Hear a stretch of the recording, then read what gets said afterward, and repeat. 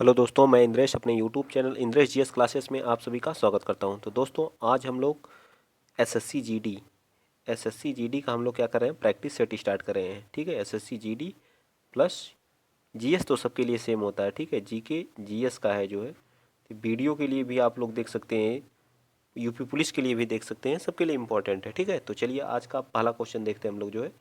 Total 25 question हम लोग करेंगे। ठीक है, विथ डिटेल के साथ जो। चलिए आज का पहला क्वेश्चन देखते हैं। 101, बताइए कौन सा सही इसमें। निम्नलिखित में से किस के बीच जो तक्षशिला शहर, मतलब किन के बीच तक्षशिला शहर स्थित है। तो बताइए किसके। सिंधु सिंधु नदी हमारी कहाँ, झेलम और सिंधु नदी के बीच में स्थित है। ठीक है, सिंधु नदी हमारी कहाँ से मतलब स्टार्ट होती है। तो मानसरोवर, तिब्बत के मानसरोवर झील से क्या होती है, इसका उद्गम स्थान है। ठीक है, कहाँ से उद्गम स्थान है। ठीक है, या लद्दाख लद्दाख श्रेणी को क्या करती है, दो बराबर भागों में क्या करती, काटती है। ठीक है, दो बार मतलब काटती है लद्दाख श्रेणी को। जम्मू कश्मीर से होते हुए कहाँ जाती है, पाकिस्तान में जाती है। ठीक है, जम्मू कश्मीर और लद्दाख से होते हुए कहाँ, पाकिस्तान में जाती है। भारत इसका जो कितना परसेंट, भारत इसके जल का जो है 20% यूज करेगा और पाकिस्तान इसके जल का 80% यूज करेगा। ये सारी चीज़ें आप लोगों को क्या होनी चाहिए, याद होनी चाहिए। सिंधु। ठीक है, चलिए आइए चलते हैं नेक्स्ट क्वेश्चन। अगला क्वेश्चन आप लोग 102 बताइए। 102 क्या कह रहा है, भारत में नवपाषाण काल की जो गुफा चित्रकारी कहाँ मिलती है। नवपाषाण काल की जो गुफा थी उसकी चित्रकारी कहाँ, अजंता की गुफाएं। अजंता की गुफाएं हमारी कहाँ पे, महाराष्ट्र में। ये सारी चीज़ें आप लोगों को याद होनी चाहिए। कहाँ पे, अजंता की गुफाएं, एलोरा की गुफाएं, कार्ले की गुफाएं, ये सब कहाँ पे है, ये भी हमारी कहाँ है, महाराष्ट्र में है। ठीक है, चलिए तो हमारा ये कौन सा है हो जाएगा, नवपाषाण काल की जो गुफा चित्रकारी है वो कहाँ पे स्थित है, बताइए। 102 का, तो ये हमारे कौन सा, भीम बेटका। ठीक, कहाँ पे, भीम बेटका में स्थित है। ठीक है, याद रहेगा ना। चलिए आइए चलते हैं नेक्स्ट क्वेश्चन। अगला क्वेश्चन 103 बताइए, किसके शासनकाल में इब्न बतूता भारत आया था। तो यह जो है एमबीटी के समय क्या आया था, एमबीटी, मोहम्मद बिन तुगलक जिसको बोलते हैं। ठीक है, मोहम्मद बिन तुगलक के समय क्या आया था, भारत आया था। इसकी एक पुस्तक रहला थी, क्या थी इसकी एक पुस्तक, क्या थी, रहला थी। ठीक है, ये सारी चीज़ें आप लोगों को क्या होनी चाहिए, याद होनी। इसकी एक पुस्तक क्या थी, रहला थी। ठीक है, किस वंश का था ये, तो तुगलक वंश का था। मोहम्मद बिन, या किस वंश का था, तुगलक वंश का था। इसका बचपन का क्या नाम था, तो खिज्र खा था। क्या था, खिज्र, सॉरी खिज्र खा नहीं, गलती हो गई। ठीक है, जौना खा था। क्या था, जौना खा था। इसी की याद में जो है जौनपुर नगर को क्या किया था, एफएसटी, फिरोज शाह तुगलक ने इसको, एफएसटी ने क्या किया था, एफएसटी, जिसको कहते हैं फिरोज शाह तुगलक ने जौनपुर नगर को क्या किया था, बसाया था। ठीक है, यहाँ पे जौनपुर में किसका शासन था, तो सरकी वंश का था। ठीक, इल्तुतमिश को आप लोग जानते हैं, गुलाम वंश का था। इब्राहिम लोदी जो लोदी वंश का था। अकबर जो है मुगल वंश का था। ठीक है, आए चलते हैं नेक्स्ट। अगला क्वेश्चन आप लोग 104 बताइए। आज से हम लोग पूरा फुल डिटेल के साथ, फुल एनर्जी के साथ, मेरी तबीयत अभी उतनी सही नहीं है, फिर भी दवा खा करके क्लास को ले रहा हूँ। ठीक है, तो आप लोगों को आज एनर्जी का कुछ अलग ही दिख रहा होगा। ठीक है, चलिए स्टार्ट करते हैं। तो भक्ति भक्ति आंदोलन को उत्तर भारत में लाने का श्रेय इनमें से किसको जाता है। उत्तर भारत में भक्ति आंदोलन को कौन लाया था, बताइए। उत्तर भारत में, ठीक, तो कौन लाया था, जल्दी बताइए। 104 का, तो 104 को कौन लाया था, तो रामानंद जी ने लाए थे। कौन लाए थे, रामानंद जी। ठीक है, याद रहेगा ना, कौन लाया था, उत्तर भारत में जो भक्ति का आंदोलन था उसको लाने वाले व्यक्ति कौन थे, तो रामानंद जी थे। चलिए 105 का बताइए, 10वें गुरु या आखिरी गुरु सिख गुरु कौन थे। तो गुरु गोविंद सिंह। ठीक है, कौन से, गुरु गोविंद सिंह हमारे क्या 10वें गुरु थे। इसके पहले गुरु कौन थे, फर्स्ट, मतलब सिख धर्म के पहले गुरु कौन थे, तो सिख धर्म के पहले गुरु फर्स्ट कौन थे, तो गुरु अंगद, सॉरी गुरु नानक जी थे। कौन थे, गुरु नानक जी। याद रहेगा ना, कौन थे, गुरु नानक जी। पांचवें कौन थे, तो पांचवें गुरु अर्जुन देव थे। कौन थे, गुरु अर्जुन देव थे। ठीक है, जिनकी हत्या करा दी गई थी। कौन करा दिया था, जिनकी हत्या। ठीक, याद रहेगा ना। चलिए नेक्स्ट चलते हैं, अगला क्वेश्चन नंबर आप लोग 106 बताइए, क्या करा। निम्नलिखित में से कौन से महत्वपूर्ण व्यक्ति में ने सभी तीनों गोल मेज सम्मेलन में क्या किया था, भाग लिया था। बताइए कौन सा व्यक्ति जिसने तीनों गोल मेज सम्मेलन में क्या किया था, पार्टिसिपेट किया था। ये हमारा 106 का, तो ये हमारे कौन थे, भीमराव अंबेडकर जी ने तीनों गोल मेज सम्मेलन में क्या किए थे, भाग लिए थे। ठीक है, फर्स्ट गोल मेज सम्मेलन कब हुआ था, तो पहला गोल मेज सम्मेलन जो हमारा था 1930 में हुआ था। ठीक है, सेकंड गोल मेज सम्मेलन कब हुआ था, ये चीज़ आप लोग याद रखेंगे, कब हुआ था, तो 1931 में हुआ था। ठीक है, और थर्ड वाला गोल मेज सम्मेलन कब हुआ था, तो 1932 में हुआ था। ठीक है, ये सारी चीज़ें आपको तीनों चीज़ें याद होनी चाहिए। फर्स्ट वाला 1930 में, सेकंड वाला 1931 में, थर्ड वाला 1932 में। और सेकंड वाले गोलमेज सम्मेलन में सिर्फ कांग्रेस और गांधी जी क्या किए थे, पार्टिसिपेट किए थे। कांग्रेस और प्लस गांधी जी इसमें क्या किए थे, भाग लिए थे। इनके साथ सरोजनी नायडू जी भी गई थी। ठीक है, इनके साथ सरोजनी नायडू जी भी गई थी, याद रखिएगा। ठीक है, महात्मा गांधी द्वारा चलाए गए आंदोलन का नाम बताइए। चंपारण आंदोलन। कौन कौन सा आंदोलन हमारा हो गया, तो चंपारण आंदोलन। ठीक है, कौन सा, चंपारण आंदोलन 1917 में। ठीक, 1917 में। और कौन सा, असहयोग आंदोलन 1920 में, और सविनय अवज्ञा आंदोलन 1930 में। ठीक है, और भारत छोड़ो आंदोलन 1942 में। ऐसे करके सारी चीज़ें आप लोगों को याद होनी चाहिए। चलिए नेक्स्ट चलते हैं, विद डिटेल के साथ आज बता रहा हूँ। ठीक है जी। चलिए अगला क्वेश्चन बताइए। अगला क्वेश्चन 1927 में महाराष्ट्र में महाड़, थोड़ी सी आवाज़ आ रही खटपिट की, थोड़ा सा काम चल रहा है तो आप लोग उस पर ना फोकस करिएगा। ठीक है, बगल में 1927 में महाराष्ट्र में महाड़ सत्याग्रह किसने आरंभ किया था। महाराष्ट्र की कैपिटल बता दीजिए। मुंबई। कहाँ पे है, मुंबई है। ठीक है, यहाँ के सीएम कौन है ये भी बता दीजिए आप लोग। तो सीएम कौन है, शिंदे जी। ठीक है, शिंदे जी यहाँ के कौन है, सीएम है। ठीक है, और राज्यपाल कौन है, तो राज्यपाल कौन है, यहाँ के राज्यपाल कौन है, तो भगत सिंह कोश्यारी जी। कौन है, भगत सिंह कोश्यारी जी। ये सारी चीज़ें आप लोगों को क्या होनी चाहिए, याद होनी चाहिए। भगत सिंह कोश्यारी जी। ठीक है, और क्या है, महाड़ सत्याग्रह जो महाराष्ट्र में 1927 में हुआ था, ये जो है किसने आरंभ किया था बताइए। 107 का, महात्मा गांधी, डॉक्टर भीमराव अम्बेडकर, ज्योतिबा फूले या सरदार वल्लभ भाई पटेल। 107 का तो सी पार्ट हमारा कौन थे, भीमराव अम्बेडकर जी थे। ठीक, कौन थे, भीमराव अम्बेडकर जी थे। ठीक, एकीकरण का जनक किसे कहा जाता, तो सरदार वल्लभ भाई पटेल को कहा जाता। ज्योतिबा फूले कौन से धर्म के संस्थापक थी बताइए, ज्योतिबा फूले। आप लोग कमेंट बॉक्स में बताएंगे ज्योतिबा फूले के बारे में। नेक्स्ट बताइए अगला क्वेश्चन, आप लोग क्वेश्चन नंबर 108 बता दीजिए। चलिए बताइए, निम्नलिखित में से किस नेताजी कहा जाता था, तो सुभाष चंद्र बोस जी को। ये तो सबको पता होना चाहिए, सुभाष चंद्र बोस जी को। ठीक, किसे कहा जाता था, सुभाष चंद्र बोस जी को। ठीक है, दिल्ली चलो का नारा इन्होंने दिया था। ठीक है, दिल्ली चलो का नारा इन्होंने ही दिया था, याद रहेगा ना, दिल्ली चलो का नारा। और बताइए, इन्होंने 1938 में जो है कांग्रेस की अध्यक्षता की थी, और 1939 में भी किए थे, लेकिन क्या हो गया था, विवाद हो गया था। ठीक, जिसमें सीता पटाभिरमैया एक अलग कैंडिडेट थे, और सुभाष चंद्र बोस जी जो गांधी जी की तरफ से कौन थे, सीता पटाभिरमैया, और कांग्रेस और जो है सुभाष चंद्र बोस इसमें क्या करते हैं, जीत जाते हैं। ठीक, और सीता पटाभिरमैया की हार हो जाती है, जिसमें गांधी जी इससे क्या होते हैं, बहुत नाखुश होते हैं, और उन्होंने कहते हैं गांधी जी कहते हैं कि यह सीता पटाभिरमैया की हार नहीं, यह मेरी हार है, जिससे सुभाष चंद्र बोस क्षुब्ध होकर के अपने क्या करते हैं, अपने पद को या कांग्रेस के अध्यक्ष पद से क्या त्याग पत्र दे देते हैं। ठीक, चलिए पाकिस्तान की मांग मोहम्मद अली जिन्ना ने किया था। ठीक है, चलिए नेक्स्ट चलते हैं। अगला क्वेश्चन आप लोग 109 बताइए। हमारे संविधान ने कि किस भाग में 3 सोपानों में पंचायत बनाने का परिकल्पना की गई है बताइए। हमारे संविधान के किस भाग में 3 सोपानों में पंचायत बनाने की परिकल्पना की गई, किस भाग में, 109 का बताइए।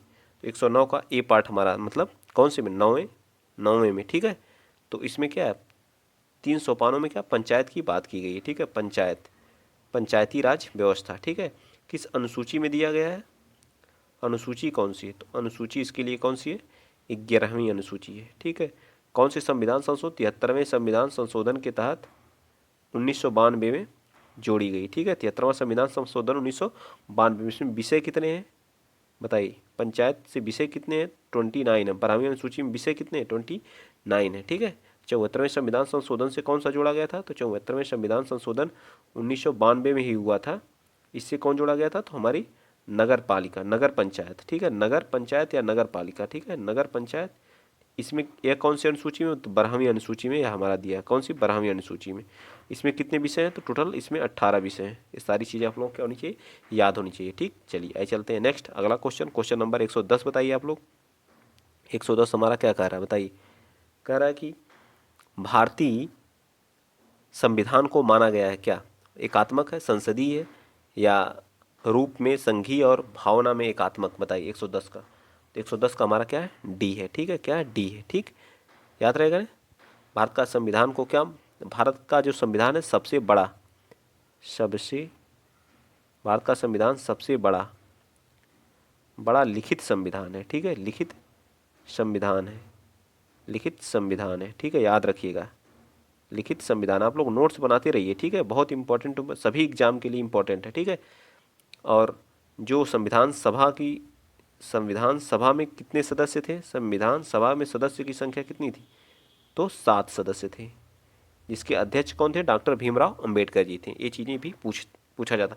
जब संविधान बना हमारा जो है, तो उस समय महिलाएं कितनी थी उसमें जो है, तो 15 महिलाएं थी। ठीक है, ये सारी चीज़ें याद होनी चाहिए। चलिए नेक्स्ट चलते हैं, अगला क्वेश्चन, क्वेश्चन 111 बताइए क्या कह रहा है। 111 कह रहा, अंतर्राष्ट्रीय शांति और सुरक्षा को बढ़ावा देने से संबंधित प्रावधान भारतीय संविधान के निम्नलिखित में से किसके एक भाग के रूप में उल्लिखित है, बताइए।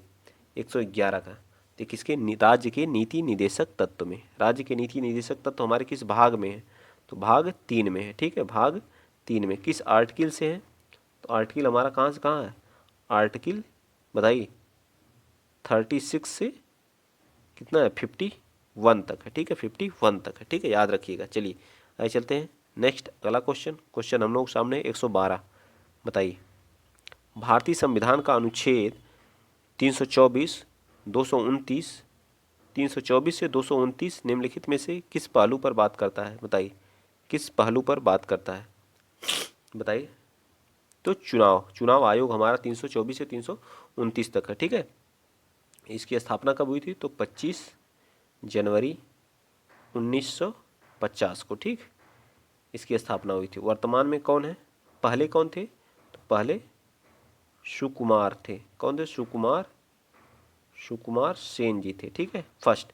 वर्तमान में कौन है, वर्तमान में कौन है, तो राजीव कुमार है। ठीक है, वर्तमान कौन है, राजीव कुमार जी हैं। ठीक है, याद रखिएगा, राजीव कुमार जी है। आर्टिकल कौन सा है, 324 है, याद रहेगा ना। सुकुमार सेन जी थे पहले जो है। ठीक है, सेन जी, ठीक, सुकुमार सेन जी, स्थापना 25 जनवरी 1950 को। ठीक है, चलिए आगे चलते हैं, नेक्स्ट अगला क्वेश्चन, क्वेश्चन आप लोग बताइए 113 बताइए। मज़ा आ रहा होगा आज आप लोगों को। ठीक है, जो लोग पहली बार आए हैं तो वीडियो को शेयर कर दीजिए, चैनल को सब्सक्राइब कर लीजिए। ठीक है, निम्नलिखित में से कौन सा एक भारतीय कृषि की मुख्य विशेषता नहीं है, बताइए।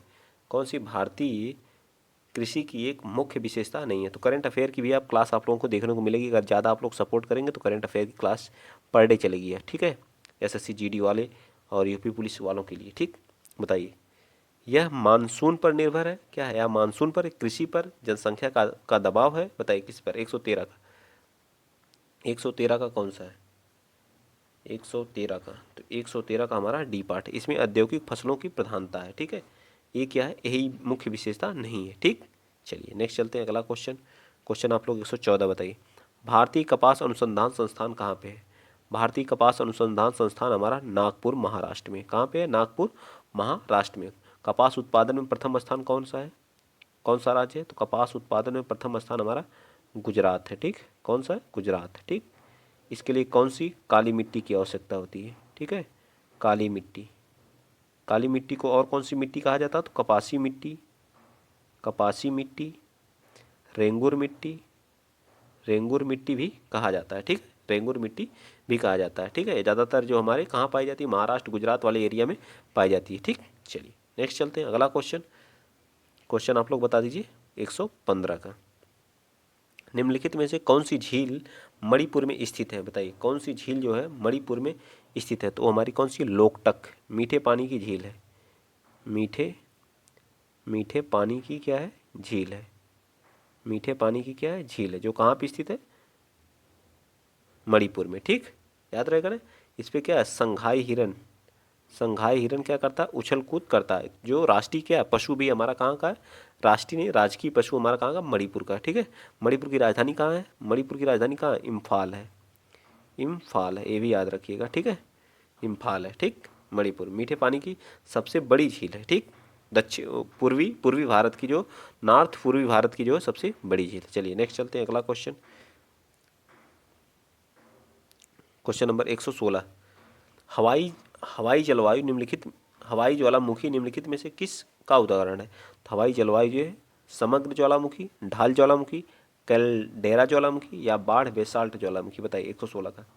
तो 116 का हमारा कौन सा है? तो 116 का हमारा कौन सा पार्ट है? सी पार्ट है, कैलडेरा ज्वालामुखी का। ठीक है, ये कहाँ पे? यूएसए में पड़ती है, हवाई ज्वालामुखी। ठीक है, याद रखिएगा। चलिए नेक्स्ट बताइए 117, इनमें से कौन टेक्टोनिक प्लेट के मूवमेंट या शिफ्ट के कारण होता है? जहाँ टेक्टोनिक प्लेट मिलते हैं, क्या था? भूकंप, चक्रवात। तो हमारा क्या आता है? भूकंप आता है। ठीक है, भूकंप के 3 होते हैं, प्राइमरी, सेकेंडरी, और क्या होती है? एक लव वेव होती है। ठीक है, क्या? लव वेव होती है। इसमें सबसे खतरनाक कौन होती है? लव वेव होती है। ठीक है, सबसे खतरनाक कौन होती है? लव वेव होती है। ठीक है, चलिए primary primary wave primary wave और सेकेंडरी वेव इसको बोलते हैं। ठीक है, सेकेंडरी वेव बोलते हैं, याद रहेगा ना। प्राइमरी मतलब प्राथमिक, सेकेंडरी मतलब द्वितीयक, और जो हमारी लव वेव जो होती है सबसे खतरनाक, जो हमारी सतह पे ही चलती है, जो सबसे खतरनाक होती है, सबसे ज़्यादा तबाही कौन मचाती है? यही मचाती है लव वेव ही जो। ठीक, चलिए आइए चलते हैं। ओ वाला लव मत समझ लीजिएगा। ठीक है, मित्र और मित्री वाला। ठीक है, नेक्स्ट चलिए अगला क्वेश्चन, क्वेश्चन नंबर 118 बताइए। अंतर्राष्ट्रीय परमाणु ऊर्जा एजेंसी का मुख्यालय कहाँ पे है? अंतर्राष्ट्रीय परमाणु ऊर्जा एजेंसी का मुख्यालय कहाँ? जो लोग भी पहली बार चैनल पे आए हुए हैं तो प्लीज़ चैनल को सब्सक्राइब करिए, ज़्यादा से ज़्यादा सपोर्ट करिए। ठीक है, ऐसे ही आप लोग अपना प्यार और सपोर्ट बनाए रखिए। बताइए अगला क्वेश्चन, अंतर्राष्ट्रीय परमाणु ऊर्जा एजेंसी का मुख्यालय कहाँ है? जल्दी बताइए, 118 का कहाँ है? जल्दी बताइए, मैं देख रहा हूँ कौन कौन बता रहे थे। हमारा वियना में है। ठीक है, ऑस्ट्रिया के वियना में स्थित है। ठीक है, यहीं पे हमारा और कौन कौन सा है बताइए? WTO का भी हेडक्वार्टर कहाँ है? यहीं पे हमारा WHO का भी हेडक्वार्टर है। ठीक है, WTO की स्थापना 1/1/1995 में हुई थी। ठीक है, इसकी 7 अप्रैल 1948 में हुई थी। ठीक है, 7 अप्रैल को हम क्या मनाते हैं? विश्व स्वास्थ्य दिवस के रूप में भी मनाते हैं। ठीक है, स्वास्थ्य दिवस के रूप में भी मनाया जाता है। ठीक है, याद रखिएगा, स्वास्थ्य दिवस। चलिए तो सी पार्ट हमारा क्या जाएगा? राइट। नेक्स्ट चलिए 119 बताइए।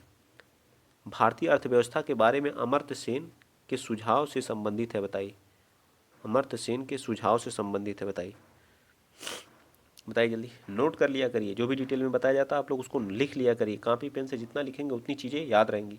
मैं किसी चीज़ को पढ़ता हूँ तो उसको लिख लिख के 2 बार 3 बार लिखता हूँ, वो चीज़ें मुझको याद हो जाती हैं। ठीक है, तो आप लोग भी लिख लिख के ही याद किया करिए।